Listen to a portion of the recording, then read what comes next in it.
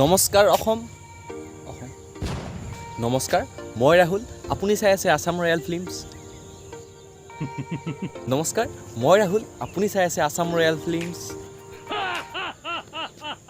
তাৰ পিছত কি ইউটিউব বনাটো টানে অত্যন্ত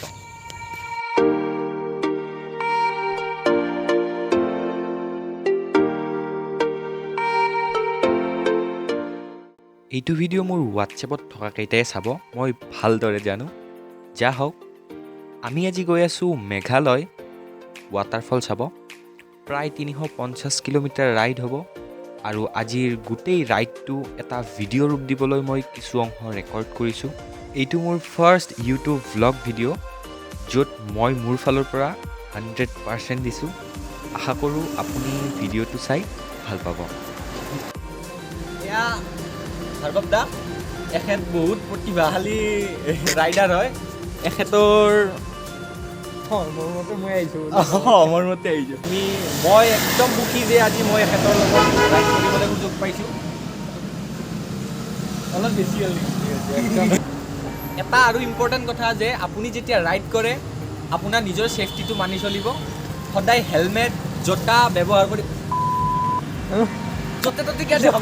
ভিডিঅ'টো অলপ বেয়া হ'ব পাৰে কাৰণ মোৰ লগত একো কেমেৰা নাই মই বৰ্তমান মোৰ ফোনেৰে ভিডিঅ'বিলাক ৰেকৰ্ড কৰি আছোঁ সকলো ফোনেৰে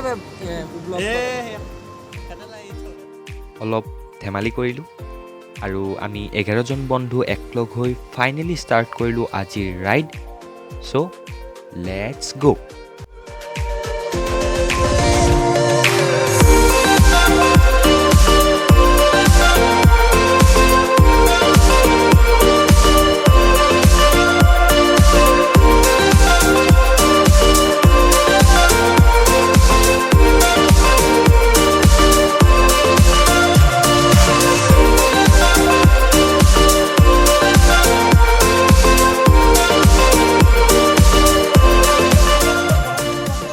মই ঘৰত নকোৱাকৈ আহিছোঁ যে ইমান দূৰত যাম সঁচা কথা ক'বলৈ গ'লে ময়ো মই ঘৰত কৈ আছোঁ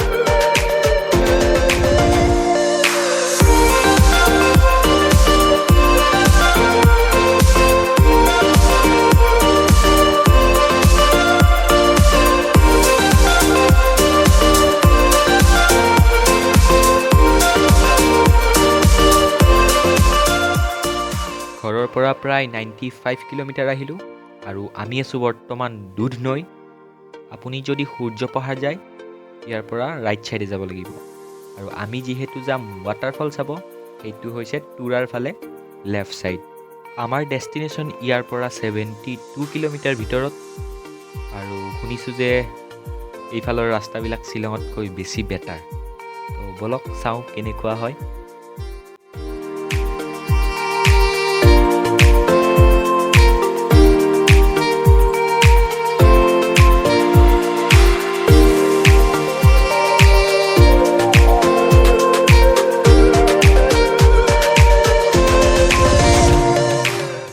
আৰু আমি আহি পালোঁ বৰ্তমান মেঘালয় বৰ্ডাৰ ইয়াতে আমাক ৰখালে এটা প্ৰব্লেম হ'ল যে এখেতলোকক ক'ভিডৰ কাৰেণ্ট ৰিপৰ্ট লাগে ভেকচিনৰ চাৰ্টিফিকেট দিলেও নহয় চাৰ্টিফিকেট লাগিব ভাইটি কি কৰিবা ঘৰত যাবা নে ৱাটাৰফল চাব যাবা আমি এতিয়া অলপ চোৰাংভাৱে প্ৰায় 100 কিলোমিটাৰমান আহিলোঁ আহি পেলাই ইয়াতে কি হ'ল অলপ ঝামেলা হ'ল অলপ কি অলপ কিবা কিবি কোভিড নিগেটিভ চাৰ্টিফিকেট লাগিব বৰ্তমান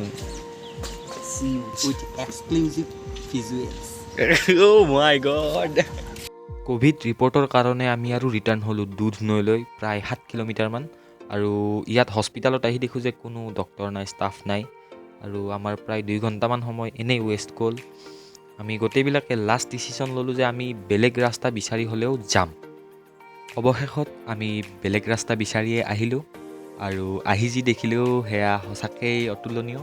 এইফালে গোটেই পাহাৰীয়া ঠাই, এইফালৰ ৰাস্তাবিলাক গছ, বিৰিখ, পাহাৰ, নদী গোটেইবিলাকেই ধুনীয়া। আপুনিও যদি কেতিয়াবা এইফালে আহে, সঁচাকৈ কৈছোঁ, শ্বিলং আপুনিও পাহৰি যাব।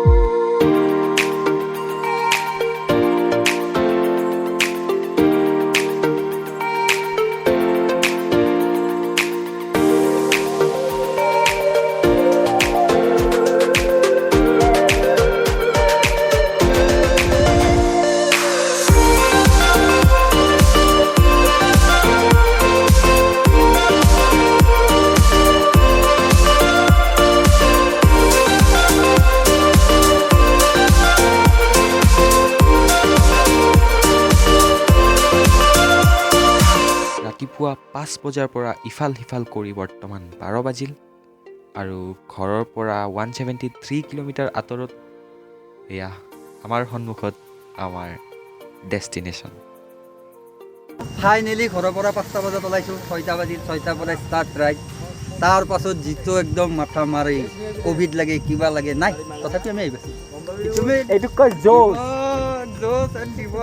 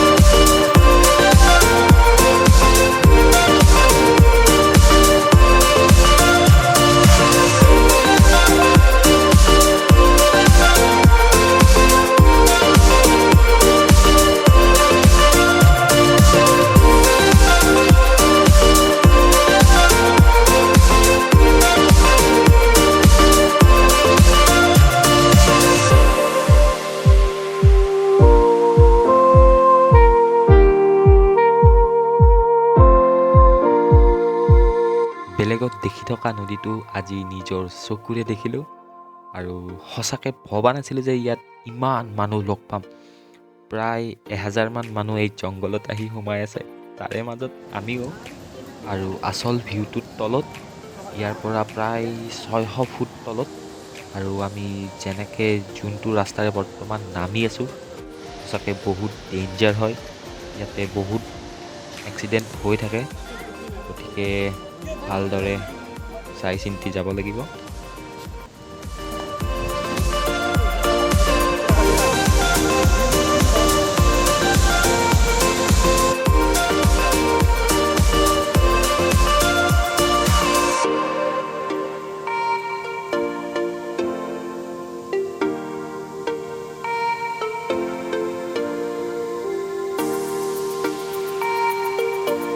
ইয়াতে ৱাটাৰফল দুটা আছে, এইটো প্ৰথমটো আৰু এটা আছে তলফালে এইফালে।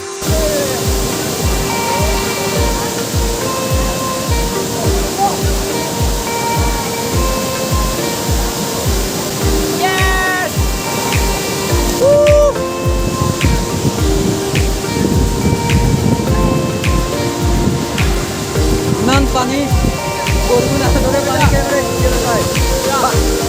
এইফালৰ পৰা পানী একদম আহি আছে, কেমেৰাটো চাফা কৰি দিব লাগে।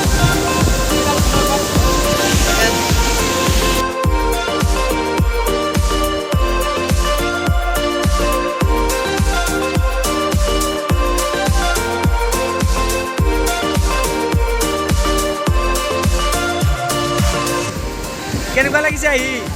একদম worth it। ইমান কষ্ট কৰোঁ কালি খাব লাগে।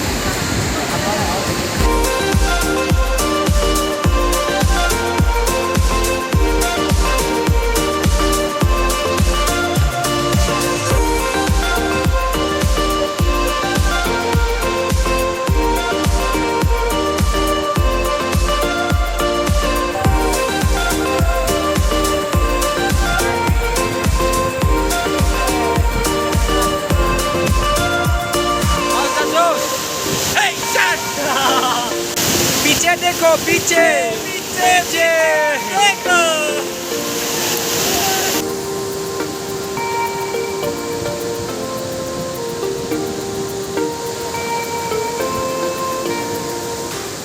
আৰু ইয়াতে প্ৰায় 3 ঘণ্টামান আমি প্ৰকৃতিৰ মাজত থাকিলোঁ, ফটো উঠিলোঁ, পিয়'ৰ অক্সিজেন ল'লোঁ।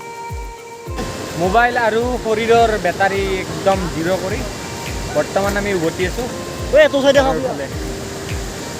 চলো।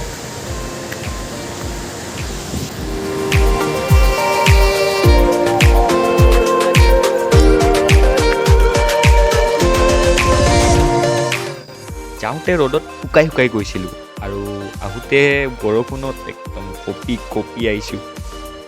বাৰু ভিডিঅ'টো যদি আপুনি এতিয়ালৈ চাই আছে তেতিয়াহ'লে লাইক কৰিবলৈ নাপাহৰিব, ছাবস্ক্ৰাইব কৰিব নকওঁ, সেইটো আপুনি ভাল লাগিলে নিজেই কৰিব। আৰু মোক ইমানখিনি সময় দিয়াৰ বাবে বহুত বহুত ধন্যবাদ। যদি ভাল ভাল কমেণ্ট কেইটামান পাওঁ মই আকৌ নেক্সট ভিডিঅ' বনাবলৈ চেষ্টা কৰিম। চ' আজিলৈ ইমানে, ধন্যবাদ। জয় আই অসম।